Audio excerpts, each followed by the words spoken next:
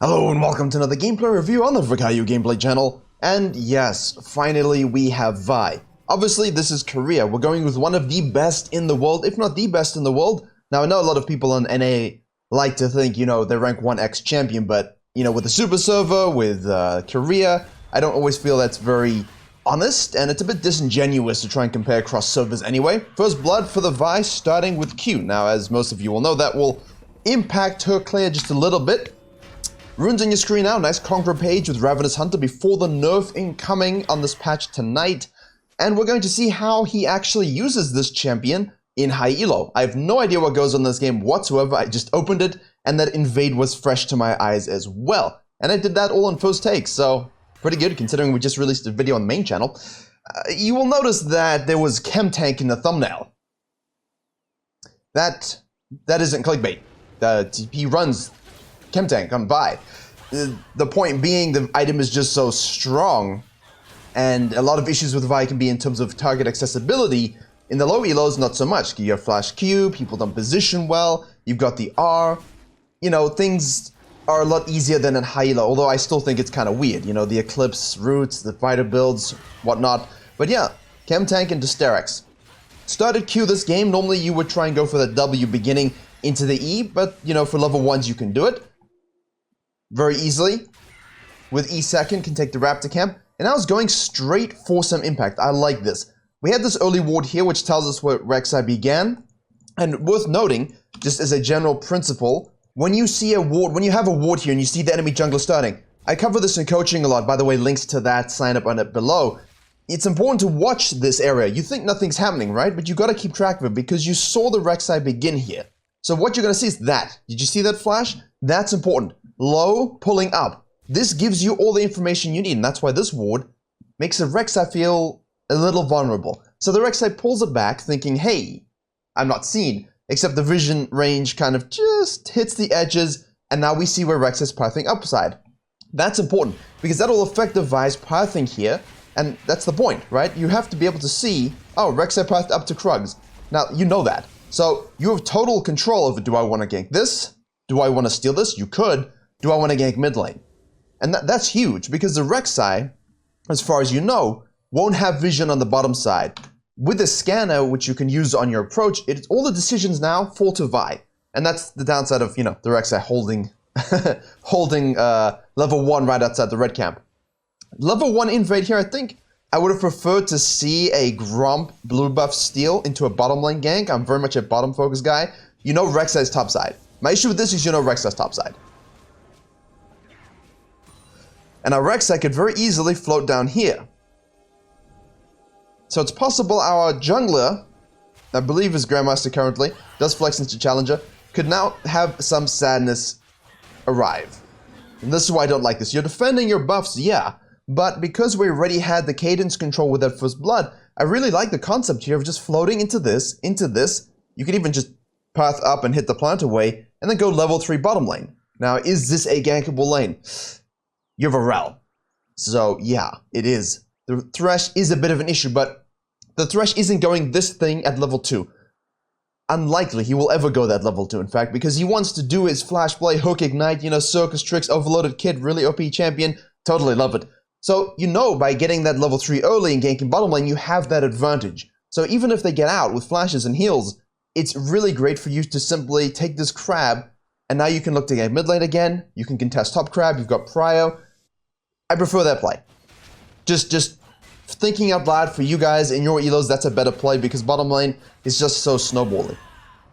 Rek'Sai, on the other hand, if she hasn't shown at this point, we can assume went down to the Raptors. Alright, we can speed it up just a little bit. And now you basically have no idea where the Rek'Sai is going to be. You could look for invades, you see the ping coming through on the minimap. That's a replay benefit. Don't have that in game, obviously. I think here is very important to hit this. I understand what she's doing. She's looking for this sort of reverse clear counter gank bottom lane. I like it, but I think you also want to kind of check your boxes. Hit this, you get crab. You could potentially deny this vision. Gank mid lane, Rek'Sai is going to be over here. Okay, let's see how it plays out. With jungle, a lot of times you have 3 decisions, and both have merit, They might all have a solid idea.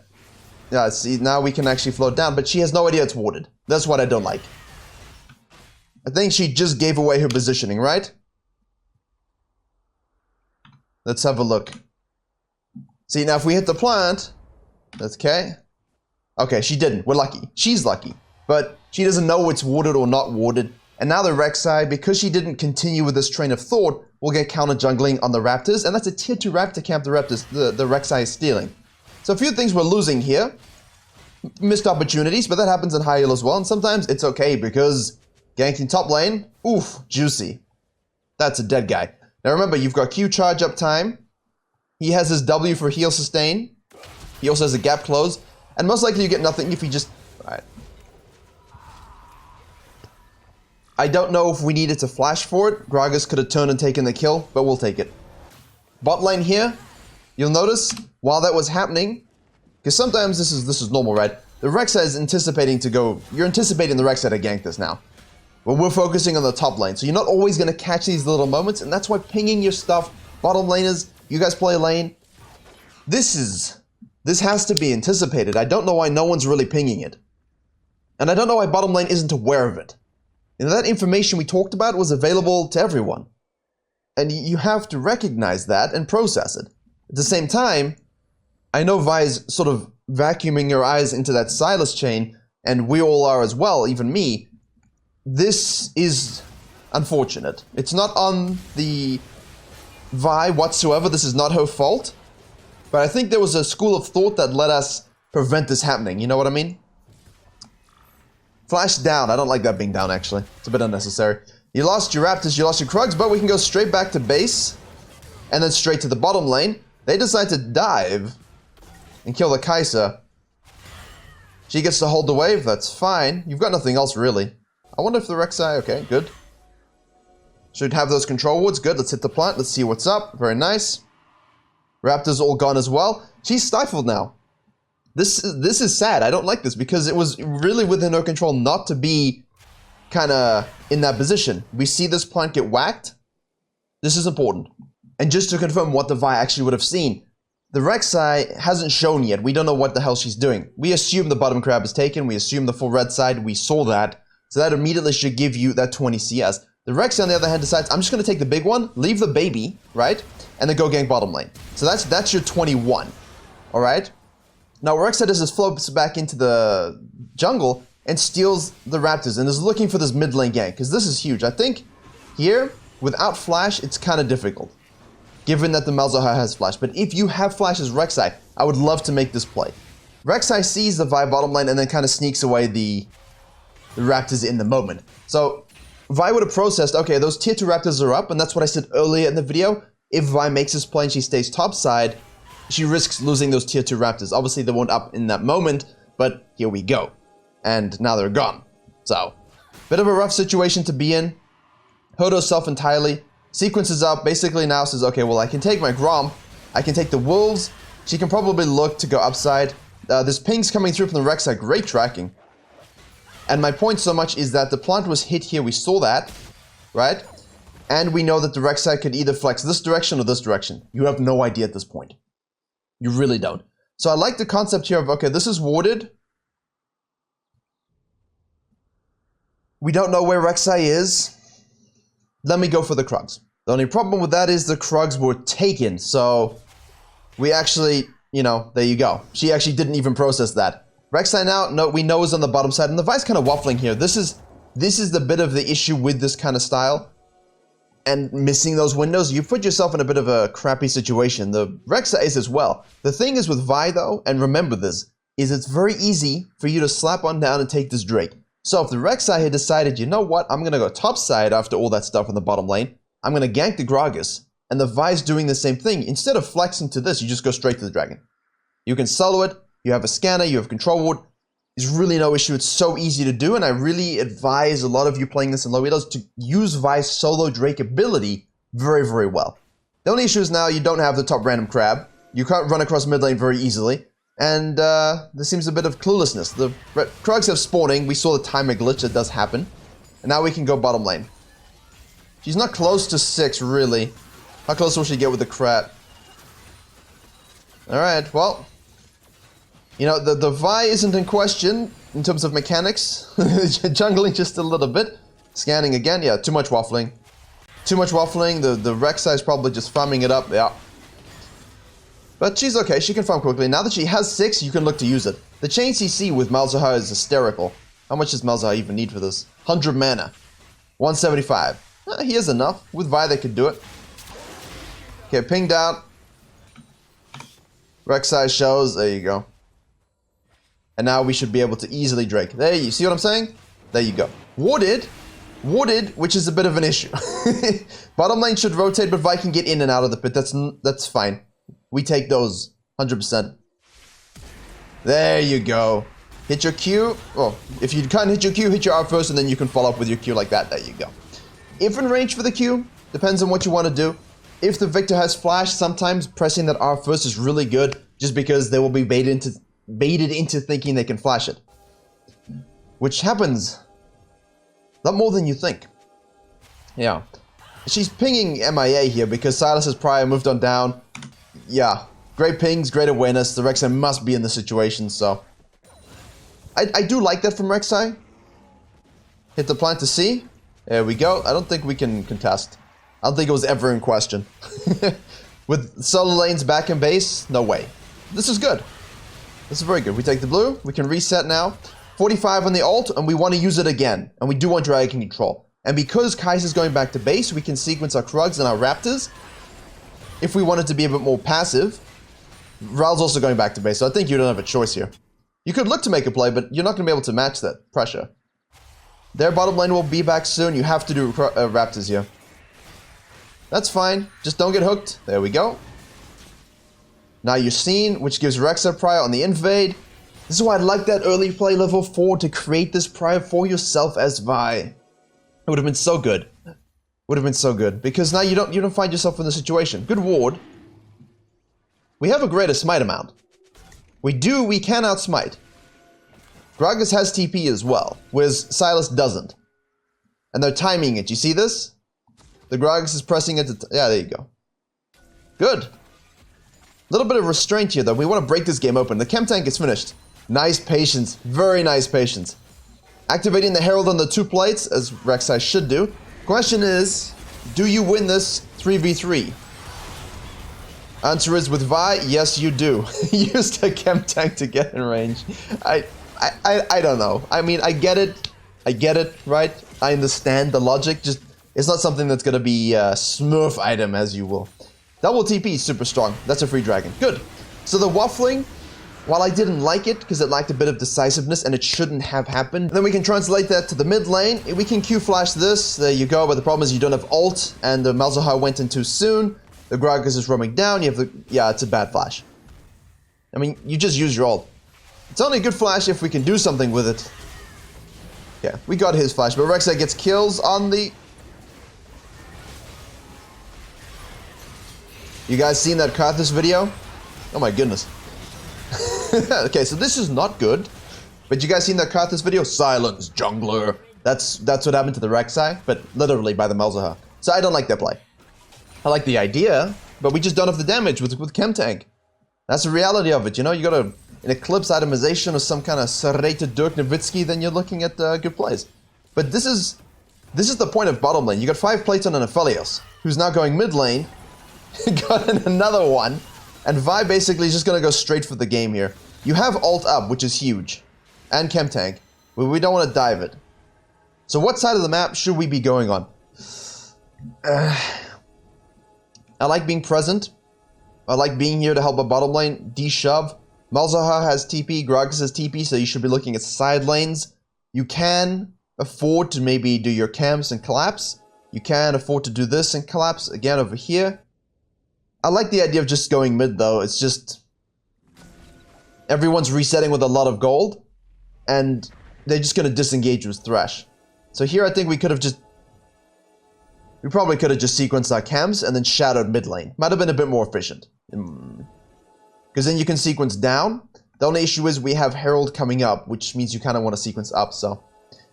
If you need to give the blue buff, the red buff away, do so. But I think we could have afforded ourselves a Krugs red Raptors. Shadow mid lane again.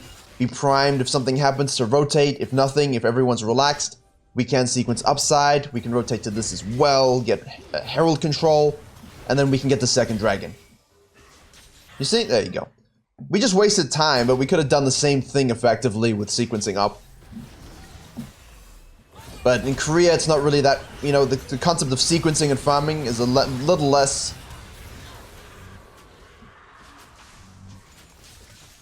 You know, they like to rotate and fight a bit more than farm. Also, ouch. Silas pushing bottom lane now. Kais is pushing top. Okay, so we got a losing game state at the moment. You know, that's 10 plates, almost 9, 10 to the Aphelios.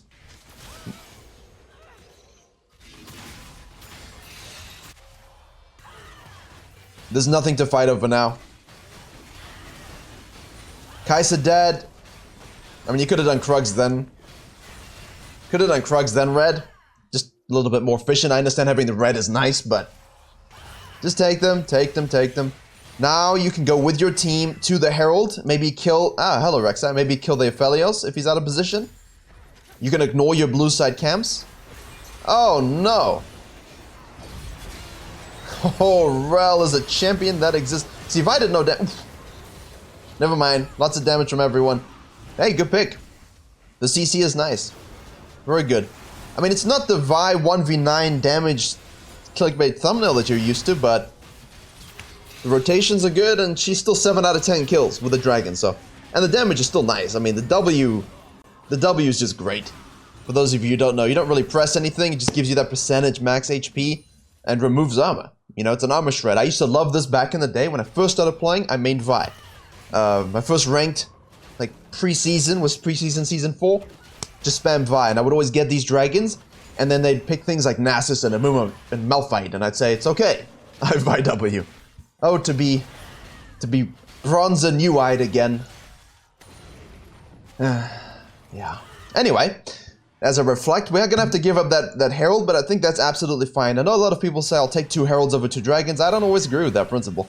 The first Herald I would love for play gold. Second Herald, if we're winning the game, I don't really care about, because the threat of having 3 dragons in a soul play is just so gargantuan in terms of success and mental for your team, which is what we want. And of course, you know, we're looking at the scorecard. I saw the scorecard, obviously. A lot of kill participation, so you gotta be everywhere. Don't overcommit for this. Okay, Silas is mid, and they activated Herald, so... Woo! There you go. Remember, you can avoid stuns and things like that, and with Chem Tank, you're super tanky. Nice. Q to get out of range? Excellent. Well done. So try to take this tower. And you can also Gromp steal as well and knock gun out. Good. This is a good play when you're behind, by the way. Because you're not going to fight over the Herald. You're not going to be able to defend that. You can't defend this. They're all resetting or doing other things. You've got that small window to quickly make that assassination. Take some counter jungling camps away. Get a crab. Now you can... Now you risk losing your bottom side camps. So I think here I want to take Krugs and then reset. I would kite them down. I would kite them down to my tower. I think that's a good way to do it. Alright. Reset. What am I doing? Okay. Reset. Now you basically hope that... I'm concerned deeply that there's just some kind of... Whoops. You know, just... You're pushing too far up here. They're lucky. I mean, against their Rengar and Evelyn, I think they're just right behind you right now. Gotta be careful. Yep, you see? There we go. Alright. Don't fight. Okay, that's a TP wasted. We didn't need that at all. Alright, so Vi's gonna have to control the team fighting. And this is where Vi gets interesting, because the early ganks are straightforward. The farming is straightforward. Pressing ult when it's off cooldown, using it well, that's all straightforward. But target selection in team fights and survivability is huge. The Sterex will aid with it, which is why she goes for that. Scanning, clear your vision, good. Herald is activated. It wasn't earlier. I just misspoke because, hey, we all make mistakes in life, and I apologize for that one. I'm sorry. But yeah, they're activated. They're gonna get a charge here. You've got Minigun of Doom, which just looks like it's from Halo. This guy's being dove by himself. Nothing you can do about that either. This is looking kind of doom and gloom, but it's fine. We have Vi. We have Chem Tank. We have Sterak's. They're gonna overcommit because we're being very patient. Key is patience. Key is patience. Third dragon is on my eyeballs. And we think Aphelios is going back to base here, but we saw him, so we're gonna be patient. Ah, Vi, hello. I am aware of the pun, it's unintentional. If we need an ult, we can use it, but I don't think we do because Rel CC, Vi CC, the Q isn't necessary. And you see on the cooldown here now, 4.14 seconds with the Ionian Boots of Lucidity and Goodness. Ult is still up for a crucial dragon fight, so if you can make one more pick here with that ult, without inting yourself, you're looking at a potential Baron play and a swing in the game state. All because of patience. Pull it. Yeah, I always think we should pull this and then we turn because they don't have their most fed member. Rek'Sai goes in way too deep. There you go, you see this? She ulted the Sylas because it disrupts the team. It's the closest target to your team that's going to do damage, and it separates because it knocks everyone aside, the team from their pseudo frontline. And of course now he's dead. But now you cannot do the Baron, but that's fine. In this case, you get shutdowns, you get wave pressure, you get to set yourselves up for that dragon which is going to be up. Maybe you can take mid lane. Yep, Q away. That's a little over aggressive. I think here we should have just reset. I think no one was tracking the back timing, the respawn timer of the Aphelios. Kai'Sa damage. Vi's just gone straight to the dragon pit. The Vi's mind is in the right place. The Vi's mind is in the right place here. Probably go tanky. She goes tanky, tends to go tanky after that. The only real damage item is that Sterak's. Kind of like your Volibear build, you know? Korea for you. Hey, the chem tank. At least she arrived in time. Rotations are so big in Korea, it's just you can't ignore that item. Yo, Sylas. And you can E through stuff, right? So she doesn't necessarily need to always use the R in those cases. You could E the Gromp, and if he's close enough, that damage cone will hit the Sylas. I've seen a lot of cool kills where a Vi will E a plant, you know, like the Scry's Bloom, and there's a target right there, 1 HP, and it zaps him. Okay, here we need to blue and B, or just go straight to the dragon. Actually, you don't have time to B. Third one is huge. This is the foundation, you know, like you gave away 2 heralds to get this, so we should make the play for it. Ult is up again in 34. Patience, patience, patience. You know what, they're gonna push mid lane, they have prio on that. I think someone could just be doing it. I mean, this is dead anyway. You're not going to lose anything else. And they're just going to flex for Baron now. They're going to trade this Drake for Baron. So, like, we could have finished it already. And now we could be rotating. But I understand the hesitancy to hold just in case they can make a pick. But again, it will come down to ult target selection. Or Rel, Vi Q, double E, very nice. Use your ult appeal, great. That's it. Use your ult appeal, huge. Malzahar ult separates rather. And Flash Q. Well played. Great target selection. Very nice. And that's why Vi is great for climbing. And that is why Vi is great for climbing. It's not about all the early game stuff, which you see, you can make do. You know, it's very easy for you to control that stuff and make those apt decisions. It's the target selection and team fights and the fact that someone gets absolutely removed. And that's what allows you to make these plays in close games. And especially the fact that you get a double Q knockup plus, you know, double E cone. It's beautiful. It's such great fighter disruption. Just doesn't work because the Q is in early game and things like this. Vi shouldn't have gotten away. You know, she didn't actually. She was actually behind, and that's the problem. She can't do the things a lot of other junglers can do. But now, she's beefy, she's damagey, and when you go full AD, you can one-shot people. You know, Jarvan analog. I think they can control the game here very nicely. I mean, you've got Sol Prio, you've got ult up, but you don't want to go too deep without it. Or too deep with it. Cut the wave. Flash isn't up yet. Maybe we can hit a Q. Nope, good. The threat of a Q is always big with Vi. The threat of a Q is always big. Feel free to charge it up and go the other direction. Reset. What are we gonna get? Thornmail and a Spectre's Cowl. Good. Very good. Ultra Split Pusher, dead. Can't escape. Take Grum, take Wolves, push the waves. Malzahar is resetting, so we're limited a little bit, but we can probably assassinate the Victor on the top side, I think. That's good as well. No issues on the wave on the bottom side. That's fine for us. Very good. Take a tower. Victor, you have been judged unworthy by the fists of... Never mind. Turn it. You can turn it. If you have R, you could turn it. But not without. Because everyone's showing up. Don't greed here. Actually, maybe I was greeting. Maybe I was just griefing. I'm getting caught up here. I think you could turn the Q and R if you're an assassin, because you kill the Victor with his lead. But you most likely die if your team doesn't follow. So, better decision. I got carried away. So that happens when you coach and analyze a variety of elos. Sometimes you you confuse.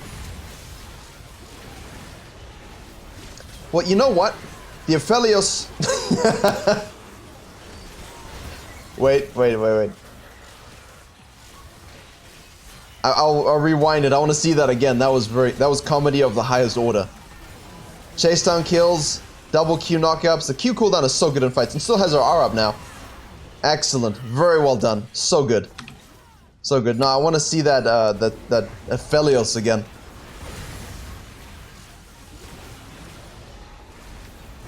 Okay, as he procs it.